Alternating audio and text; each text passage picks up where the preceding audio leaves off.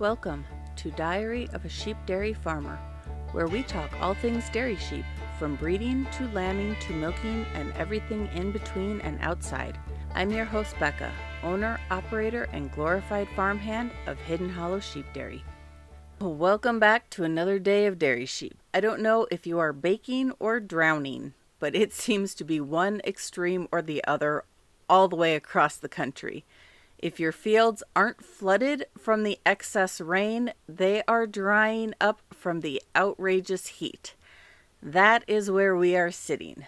Topping temps here have been around 106 degrees Fahrenheit, which is not normal for our little part of Idaho.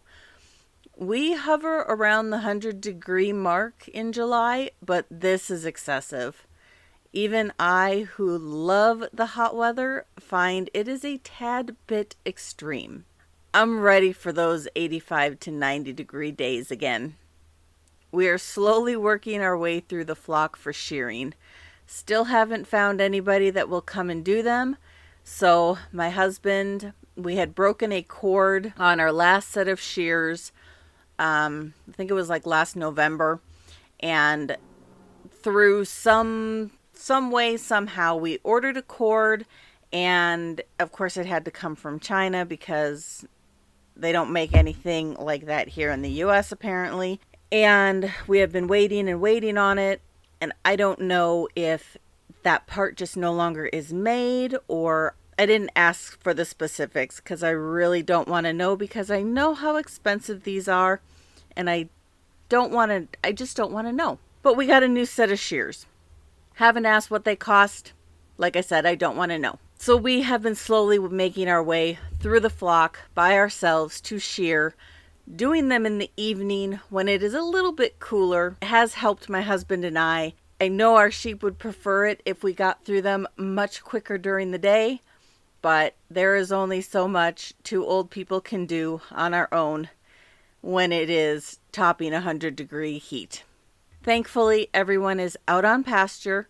They either have shelter that they can get under to stay cool, or like most of our flock, they can go out into the woods or down by the creek and the stream and the muddy bank, and they have plenty of coverage where they can stay cool. But that brings me to today's topic. No, it's not about shearing. It is about crossbreeding dairy sheep. When people ask about dairy sheep, there are certain questions that seem to always pop up. Who has purebred East Frisian or Lucane dairy sheep? Always seems to be the biggest question.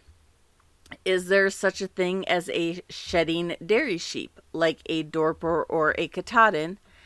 And can you cross such and such a sheep breed with a dairy sheep? First off, there are no purebred dairy sheep in the U.S. You can find them in Canada and in Europe, but unfortunately not here. Importation regulations have done us dirty. Now that being said, there were some purebred East Frisian rams imported from Canada last year, which will go a long way to raising the percentage level of East Frisian sheep. But to go out to any farm and say you want a purebred East Frisian ewe, you just won't find one here. As for shedding dairy sheep, oh boy, wouldn't that be nice? Dairy sheep are traditionally wool sheep, which means they need shorn. Crossing them with a hair sheep, such as a Dorper or a Katahdin, won't make them a hair sheep. It will just give them a really funky wool that will be pretty ugly to work with, especially if you're wanting to use it for something besides just burning it. We don't do anything with our wool, mainly because we do crossbreed so much that it's basically junk. We don't bother.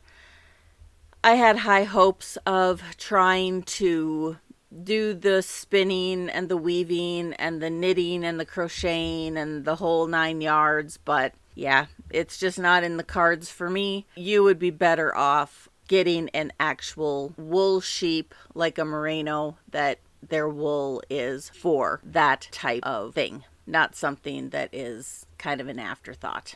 So I'm a huge advocate for crossbreeding dairy sheep. But I crossbreed dairy to dairy. The only non-dairy I have in my flock is the Finn sheep and Icelandic bloodlines that I keep for durability to combat some of the fragility of the East Frisian and parasite resistance.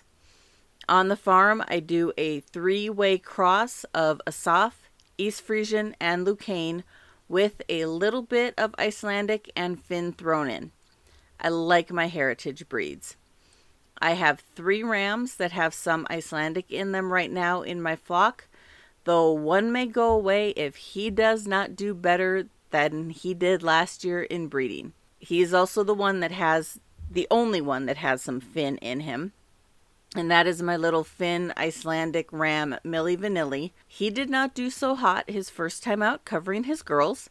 I will give him one more shot this December and see what happens, but he may end up going down the road, and that will break my heart because I love this ram. Why crossbreed? What's the point? For me, it's to keep as much dairy in my flock as I can. I want bigger bags, more milk production. I was going to say more lambs, but no, I don't. I don't want more lambs. I like having 2 lambs per ewe. I'm trying not to have super prolific ewes. I prefer them to keep it at 2. 3 every now and then is okay. It happens. I'm not too disappointed about it, but I do not want to get into the super duper, more than 3. The 4s, the 5s, the 6s. Oh gosh, no. No, thank you. Not for me. So for someone else, maybe someone starting out, they may have a dairy ram and maybe a meat ewe and want to cross them to start their dairy flock. For others, it may be to gain more lambs. Most shepherds know that Finn sheep are prolific sheep. So crossing a Finn sheep with a sheep breed that doesn't have a high lambing birth rate will increase that sheep's potential. Crossbreeding is what gave us the Asaf sheep, and this is a breed I am trying to raise the percentage of in my flock. One of our 3 foundation rams was part Asaf, and in 2022 we bought our second Asaf ram. In 2023, he gave us our first lambs, and I couldn't be happier with the results. In fact, we should be seeing some more of his lambs hit the ground come August, depending on how this impromptu breeding went. It was another one of my husband's bright ideas of just throw the ram in and see what happens in the middle of March. I'm not holding my breath, but we'll see. Stranger things have happened. My plan this fall is to put Elvis, who is our 2022 Asaf ram, in with our Ace ewes, who was our old Asaf ram, and up the Asaf percentage as well as the genetics. All those ewe lambs will stay on the farm. And then I will have to decide what I want to do with Elvis's daughters. Do I want to breed them with one of my East Frisian Lacone rams, or do I want to bite the bullet and go buy 1 or 2 unrelated Asaf rams to keep building up my percentages and then start crossing them with the East Frisian Lucane rams? And yes, I know I say Lucane, Lacone. I say it both ways. I never say it the same way twice. Bear with me. There are many choices and there's no wrong answers. Now, if I wanted to, and this does get into some shaky ground for me because I'm not a fan, but I could breed them back to a grandson of Ace. I am not a fan of line breeding and definitely not of inbreeding. But a granddaughter to Ace and a grandson to Ace, maybe. I would have to do some real soul searching and playing with breeding groups before I decided that was what I wanted to do. I have a few of Elvis's ewe lambs that will be bred this fall, so I kind of need to decide soon on what I want to do. I will say I really liked my cross of Ace ewes with my other foundation ram, Easy. He was a high percentage Lucane ram, and Ace's ewes with Easy's genetics gave me some amazing milking moms. We are talking gallon a day with lambs on them. Best ewes. They are still some of my best ewes. They are the ewes that their lambs will always stay in my flock. That is, I say that these lambs out of these rams will always stay.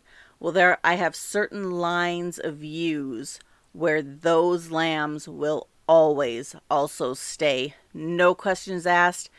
Doesn't matter how crummy they look to begin with, they will stay. They will stay until they can prove that they are bad. My goal, besides trying to raise the asaf percentage in my ewes, is always to raise the milk percentages in my ewes. I don't need the 20 rams for my ewes that I have. Even when I had 400 ewes, I still didn't use all 20 rams. I breed 3 times a year, and at most I use 8 rams per breeding. Now that I'm down to just under 200 ewes, I could get away with about 10 rams, but I like having variety to choose from. I like knowing I have options to play around with. I like knowing that I have plenty of options for my ewes to be able to increase that milk production, because that is my main goal. Do I want to increase my asaf percentage? Yes. Do I want to increase the genetics in my ewes? Absolutely. But milk production is my number one goal. I want bigger bags. I want better milk production. So a couple of the rams are terminal rams. Their lambs will always go to market. I try to put my first time ewes with them, knowing I won't be milking those ewes their first time out, nor keeping their lambs, so there's no reason to try to upgrade the lambs right away. It does give me time to assess the ewes to see what kind of moms they will be and what kind of udders they will produce, and if they are worth keeping just based on that alone. Usually my first time moms will always get a pass the first time. The second time, not so much. I have my tried and true standbys. The rams I can always count on. The ones who never miss, who are prolific as all get out, who know their job and get down to business right out of the gate. I have my up-and-comers, the ones who have the breeding, the genetics, the overall look I'm going for, but don't quite understand the job yet. They aren't as pushy and brass. They miss a few.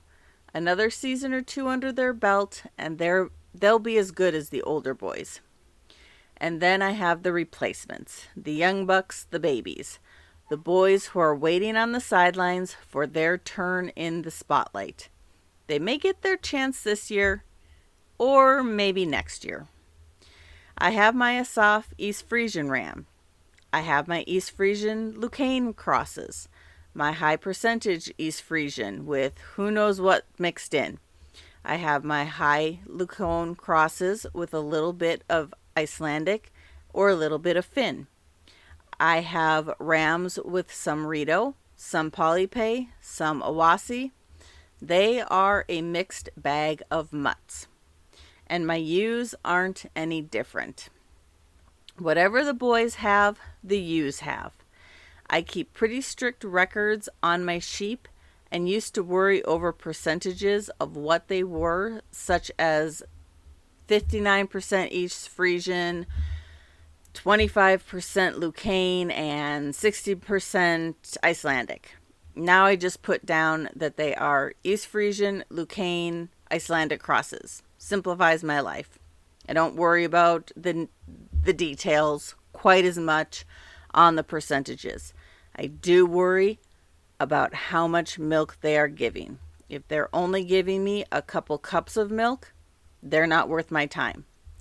If they're giving me at least a quart of milk, they are worth my time. All right, guys, I'm going to wrap this one up here. Don't be afraid to experiment with crossbreeding. If you have a Jacob ewe and a dairy ram, cross them. Milk that ewe. She may not give you a gallon a day, but if that lamb is a ewe, cross her with another dairy ram and milk her when her lamb is born. I think you'll be surprised at what you get. Again, maybe not a gallon, but I'll bet you get more than a cup or two that I see many people complain about. And if you get another ewe lamb, cross her with a dairy ram and milk her when she lambs. And you'll just keep upping the milk you get from your ewes. And isn't that the whole point of having dairy sheep? As always, I appreciate you being here and thank you for your support. I would be ever so grateful if you would leave a review or share this podcast with your dairy sheep loving friends. Anything to get the word out. As always, you can follow me on Instagram at Diary of a Sheep Dairy Farmer. And if you want to follow the chaos around the farm, you can find me on YouTube, Facebook, Instagram, and TikTok at Hidden Hollow Sheep Dairy. If there are any topics you are interested in, or if you are interested in being a guest on the podcast, please let me know. You can reach out to me at hiddenhollowidaho@gmail.com. Thanks for being here, guys. We'll talk to you again next week.